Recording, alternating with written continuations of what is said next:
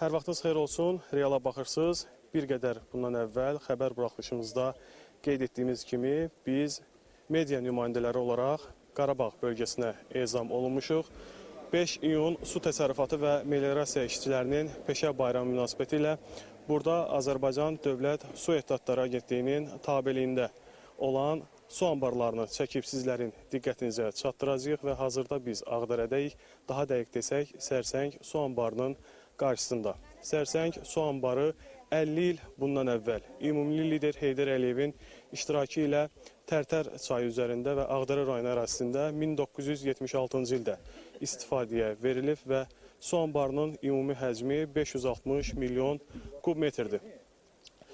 Sərsəng su anbarının əhəmiyyəti çox böyükdür və su anbarı 6 rayonun əkin və suvarma sistemi üçün istifadə olunur. O ki qaldı su anbarı və səfərimiz haqqında daha ətraflı məlumatı bizə Azərbaycan Dövlət Su Ehtiyatları Agentliyinin regional meliorasiya xidmətinin İdarə heyətinin sədr müavini İlham Quliyev verəcək. İlham müəllim, xoş gördük sizi.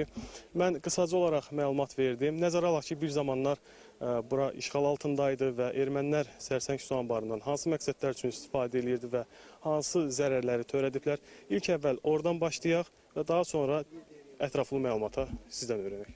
Siz də qeyd etdiyiniz kimi 50 il bundan əvvəl Sərsəng su anbarı ümumi milli liderimizin rəhbərliyi, göstərişi istifadəyə verilmişdir.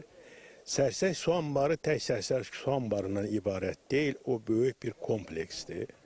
Burada Sərsəng su anbarından əlavə 50 megawatt gücündə su elektrik stansiyası mövcuddur. Eyni zamanda 20 kilometr buradan aşağıda Sərsəng su anbarının tənzimlənməsi üçün nəzərdə tutulan su qovşan, hidroqovşağı və su anbarı mövcuddur və ondan sonra isə bu toplanan suların bizim 6 rayonun təxminən 100 min hektar sahəsinin suvarılması üçün çəkilən həm Tərtərçay magistral kanaldan, eyni zamanda Tərtərçay sol sahil və sağ sahil kanaldan ibarətdir. Sərsəng su anbarının bilirsiniz ki, tutumu 560 milyon kubdur. Suyun səviyyəsi 103 metrdir. Bəndinin hündürlüyü 125 metrdir. Uzunluğu isə 555 metrdir.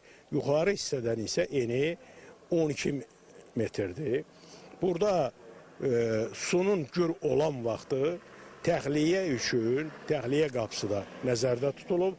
Onun su buraxma qabiliyyəti 700 kub saniyədir. Və işğal zamanı bilirsiniz separatçılar tərəfindən bizim əkin sahələrinə su lazım olan vaxtları bu su qapadılırdı və aşağı hissələrə gəlməsi icazə verilmirdi. Ancaq su lazım olmayan zamanı isə bunun ağıdılması və əhalinin ziyan görməsi halına rast gərilirdi. Və işğaldan sonra bizim dövlətimizin gücü ilə, cənab prezidentimizin tapşırığı ilə bildiyiniz kimi həm aşağı hissədə su qovşan, su anbarı və hidroqovşağı əsaslı təmir olub yekunlaşmışdır. Eyni zamanda magistral kanal tam betonlanmışdır. Tərtərçay sol sahil kanalı yekunlaşıb betonlaşmışdır. Tərtərçay sağ sahil kanalı isə mina təmizləmədən sonra onun da əsaslı təmiri həyata keçiriləcək.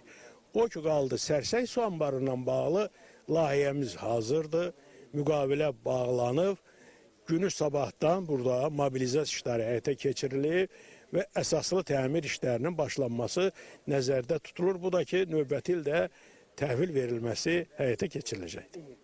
Qısaca olaraq mobilizasiya nə deməkdir? Bunu sadə bir izah edin. Tikintinin həyata keçirilməsi üçün padaratçı tərəfindən texnikaların gəlməsi, onların yaşayışı üçün lazım olan vaqon tipli evlərin gəlməsi və s. hamısı həyata keçirilib və sabah da həm layihəçilər, həm padaratçı təşkilatı burada olacaqlar, yenidən bir də nəzər keçirib və əsaslı təmirə başlanılacaq. Təşəkkür edirəm sizə. Sağ olun. Ətraflı məlumat üçün qeyd edək ki, müsahibim Azərbaycan Dövlət Su Ehtiyatları Agentliyinin regional meliorasiya xidmətinin idarə heyətinin sədr müavini İlham Quliyev idi. O bizə daha ətraflı məlumatı verdi Sərsəng su anbarı haqqında.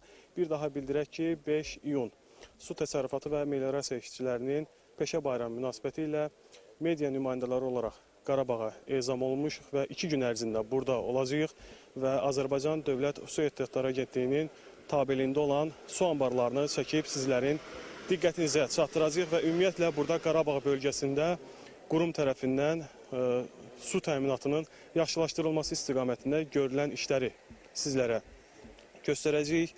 Bir daha bildirim ki, biz hazırda Ağdərədəyik və daha dəqiq desək, Sərsəng su anbarının qarşısında. Bir qədər əvvəl də daha ətraflı məlumatı diqqətinizə çatdırdıq. Bildirdik ki, Sərsəng su anbarının ümumi həcmi 560 milyon kubmetrdir və bu günləri su anbarının açılışından 50 il ötürü və açılışda ümumi lider Heydər Əliyev şəxsən özü iştirak edib.